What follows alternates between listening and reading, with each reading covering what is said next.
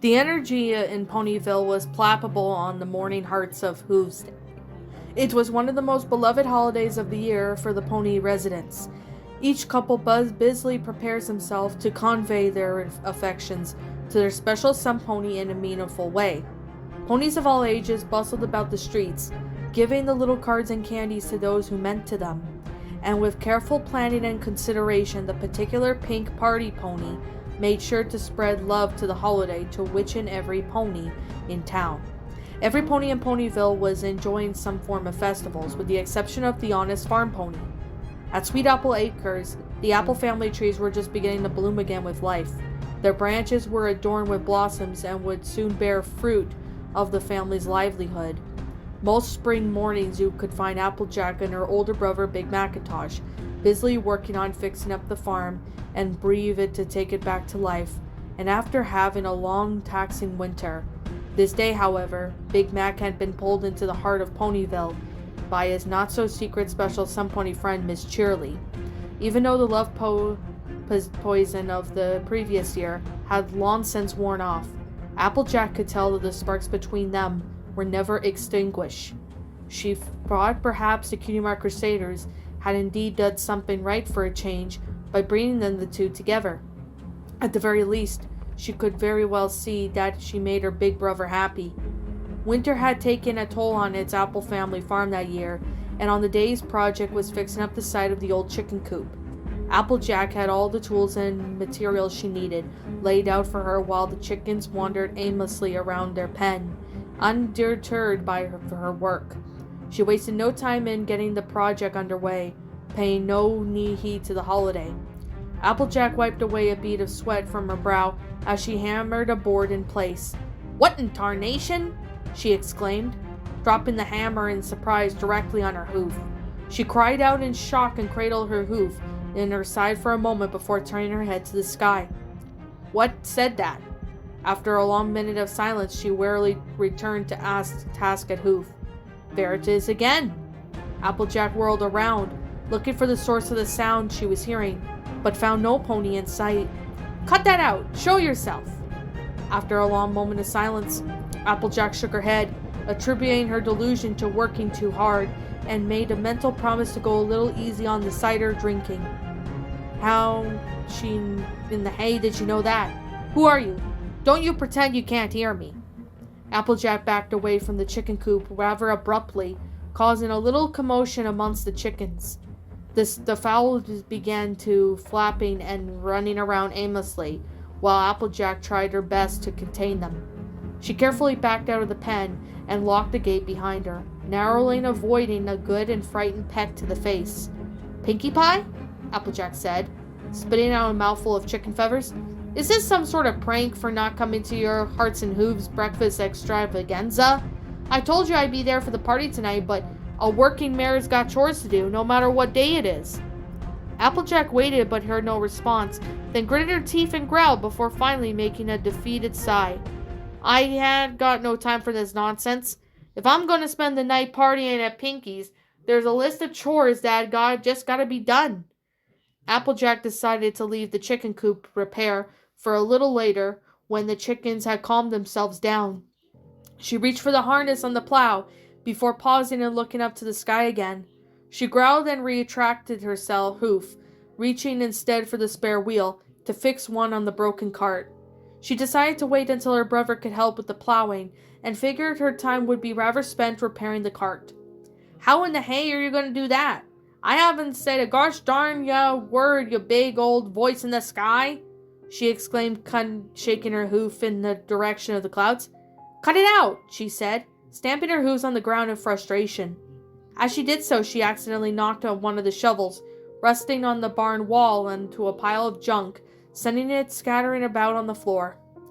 "Now look what you all made me do," she grumbled with a sigh, and began to clean up the little mess. Applejack paused when she caught a sight of the white sequined basket. She recognized it from the day that Rarity had tried impressing Tenderhoof with. Simple ways on the farm. Applejack smiled and even managed a short chuckle at the memory. That was a funny one, wasn't it? She said out loud. And to think that Fun Tender Pony wanted to stick around for the farm just 'cause of me, I go plumb crazy having some pony follow me around like that. Hint, hint, she said. Her eyes narrowed as she looked up again. After another moment of silence, she gave up with a sigh. Perhaps it wasn't coincidence that she found her basket today, and found her thoughts lingering on her generous friend, and she finished organizing the mess she created. What would have I done made this mess if you all would have just kept your mouth shut? And what do you mean it ain't a coincidence? Rarity left it there on accident. I don't see how that's important. It ain't like she asked for it back.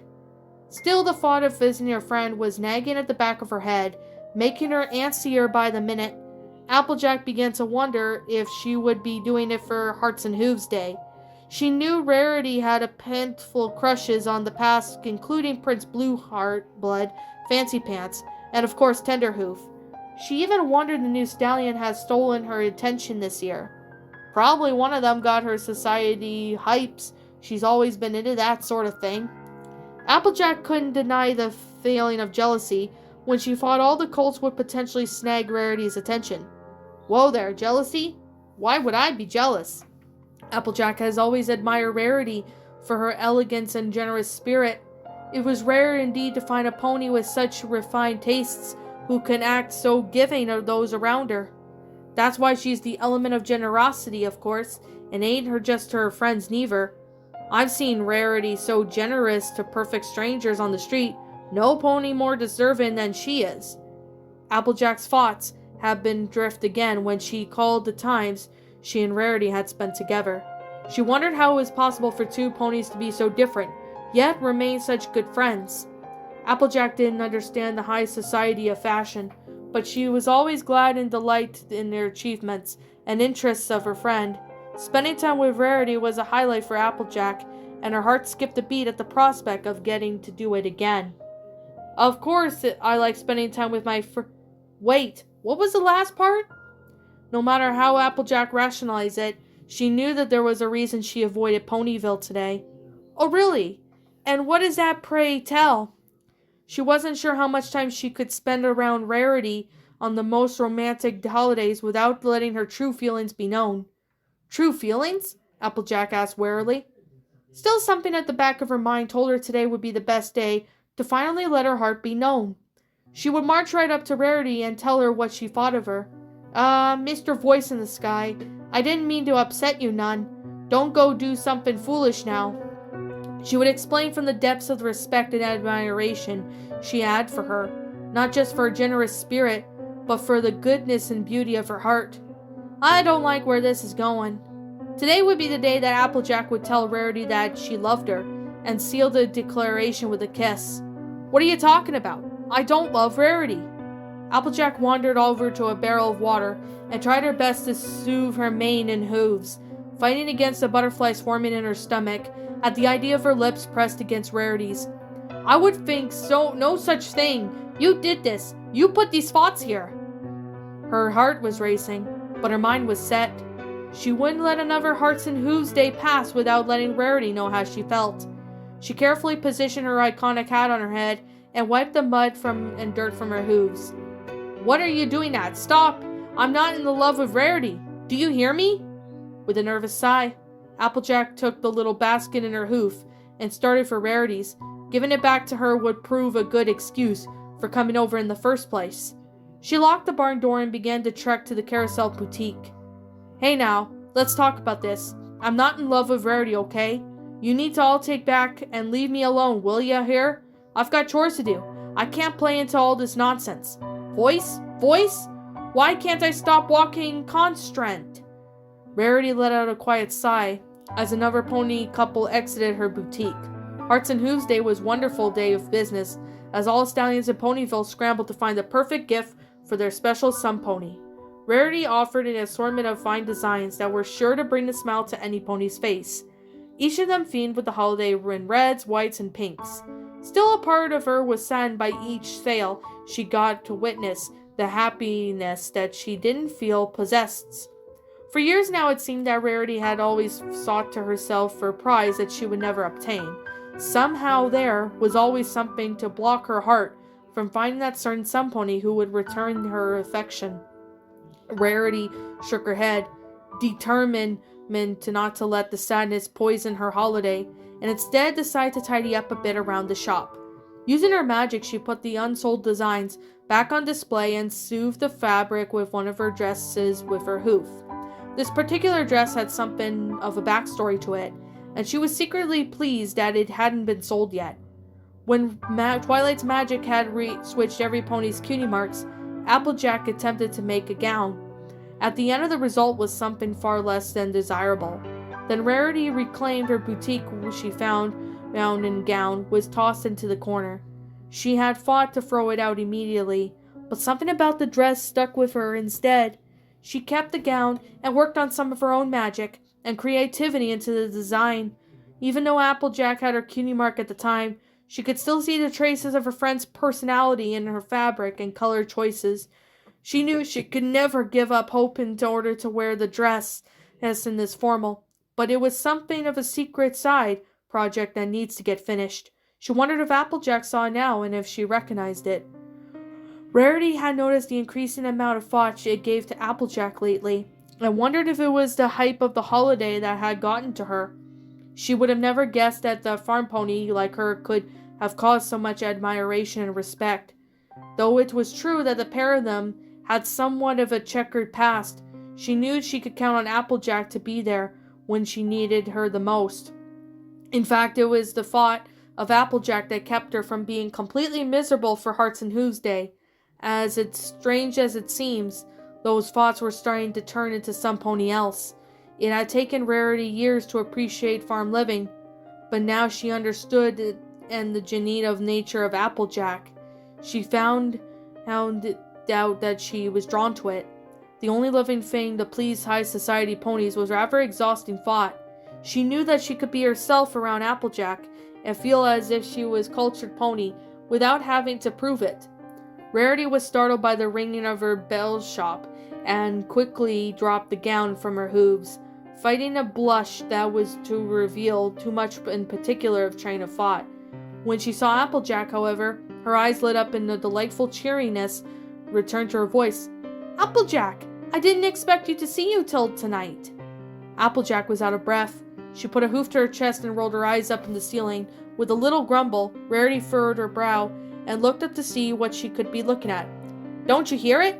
Applejack exclaimed, growling yet again of what appeared to be nothing. I don't understand, Applejack. Are you all right? You looked a little flustered."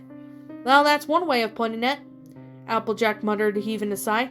"Look, Rarity, I don't know how to explain it. Something real strange is going on today, and I—" "One moment, darling. I hear the kettle calling. I'll be back in a moment. Be a dear and keep an eye on the shop for me, will you?" Rarity sang as she trotted towards the kitchen. Applejack finally took a moment to catch her breath. She had been painstakingly walking up to the boutique and making each hoof step far more difficult than it needed to be. As she passed the other shops and carts, she attempted to clasp onto them to no avail. Eventually she would have to release her grip on them and walk closer to her destination. "That's because you're putting some kind of hex on me, and I know it. Look, what it'll take for you to leave me alone already? I have no intention of kissing some pony, let alone my best friends." "Did you say something, Applejack?" Rarity asked, returning with a silver tray and assortment of goodies. "Nothing," Applejack amended quietly, before gratefully accepting the pastry. Rarity sat down the tray and poured herself and Applejack some tea, before she noticed a little white basket she still held in Applejack's hoof. "Is that what I think it is?" she said with a little laugh. "This? Why, yes it is. That's why I'm here. The only reason why I'm here. I found out this basket in this barn and thought I might just drop it by. It completes with that outfit of yours," Applejack said, narrowing her eyes at the ceiling again. "I would hardly call that an outfit, darling. More like a drastic disaster. I got rid of it ages ago. I hadn't realized that basket was still in your barn. So sorry you had to come all this way," Rarity said, feeling a little dejected, having learned the reason for Applejack's visit. "Dejected?" Applejack questioned out loud. "Beg pardon?" Rarity asked curiously, before taking another sip of her tea. Do you really not hear?" Applejack started, then gave up with a little sigh. I'm always happy to come and visit a friend, even if there were chores to be done. Certainly not on a holiday. I'm even beginning to wonder if I should close up shop and join the festivals. That if some pony I had to go with, Rarity said, hinting how she wanted Applejack to respond. Wait, before we talk about that, I have a question, Applejack said, trying her best to ignore whatever it was bothering her. Have you been having strange thoughts lately? Strange thoughts? You know, strange thoughts about a certain some pony that might not seem all that natural, as if some pony put them there without you knowing it? I'm afraid I don't know what you mean, darling. Look, I get the feeling that I should probably be heading out for something. I should probably get back to my chores. Thanks for the tea and cakes, though. They were mighty tasty, Applejack said, nervously grinned, eyeing the door longingly. Before she had a chance to leave, however, something caught her eye. It was a gown that Rarity had been toying with when she first entered the shop. Then she recognized it. I do? Did you say something, dear? Rarity asked, trying to hide the disappointment in her voice. This here dress, isn't it? Applejack trailed off, the pieces finally coming together in her mind. Why, yes it is. It's the gown we had started when we had our little cutie mark makeup, Rarity said, clearing away the tea. You kept it? Applejack asked, a little surprised. All I needed was a bit more designing and some adjustments. I think it would turn out lovely, don't you? Applejack looked from Rarity at the gown and back again. Her heart picked up a little bit as she thought of being of the form that perhaps that there was something more what Rarity felt for her too. She was touched by her friend, and she would take the time to mend down the gown that she had butchered, only to feel the flame burning inside her. Would you cut that out? Applejack hissed under her breath. Yes, Rarity, it's lovely, and I'm flattered that you give it a second try. But like I said, I should. You know, Applejack, it's rather fruitorious that you're here, Rarity suddenly said. There's something I need to get off my chest. Applejack froze in place, her mind racing to match the pace of her heart.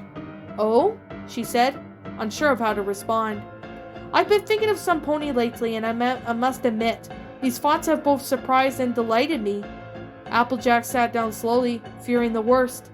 It seems that to me that most of my time and energy is spent to frittered away on ponies who don't deserve it.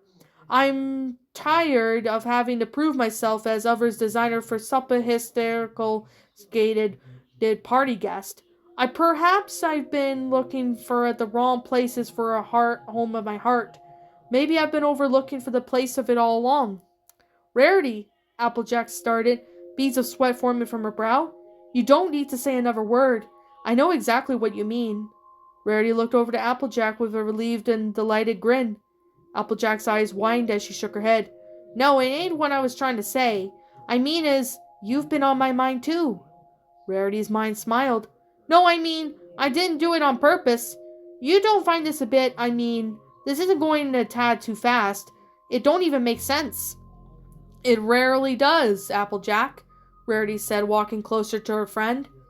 Love? Rarity, Applejack's brow was covered with sweat, and her eyes darted back and forth, looking for all the exits. She knew what Rarity was after, and her heart was pounding in anticipation. She also knew it wouldn't stop until she finally concealed and let her emotions out. I love you, Applejack, Rarity said dreamily. Applejack fought back a smile and a growl. She gritted her teeth and dug her hooves into the ground, before finally shouting, Pony feathers! And closing distance between herself and Rarity with a kiss. That was nice. Wait, did you hear that? Hear what? Nothing, he's gone. He's finally gone. Yeehaw! Who's finally gone, Applejack dear? No pony at all. I think we all did it. I can now finally have some peace. I know what you mean, though. It'll be interesting to tell our friends about us being an item now. Say what? You know, you and I together. Applejack's heart stopped as the realization hit her. There was no turning it off. She and Rarity were destined to be, no matter how she fought against it. She would learn the fate knew better than it only came to hers. But he said it would stop and then No! Twilight, are you doing up there? Spike asked as the pony princess was busily writing her away at her certain scroll with a smug and a grin on her face. "Oh, Spike, I didn't hear you coming," she said, rolling up quickly and hiding it behind her back. "Isn't that the enchanted scroll Celestia gave you last week?" Spike asked, raising his eyebrows suspiciously. "Why, yes it is, Spike," Twilight said, making sure to put it out of reach before he could take a look at its contents. "Well, aren't you going to come to Pinky's Hearts and Hooves day party?" Spike asked. "Of course! Let me just finish tidying up here, and I'll be down to join you," Twilight said with a nervous smile. Spike shrugged and hurried away to rejoin the fun. Twilight waited until he was completely out of sight before she brought the scroll back down and dipped her quill in the ink one last time to write a final passage. "I love you too, Rarity," Applejack said, finally conceding to her fate. She knew that in her heart that it always had a special place for Rarity, and now she could express it. This would be a Hearts and Hooves day she would never forget. Twilight said that she had finished the scroll. She rolled it up tightly and found a place for it on the bookshelf to hide it.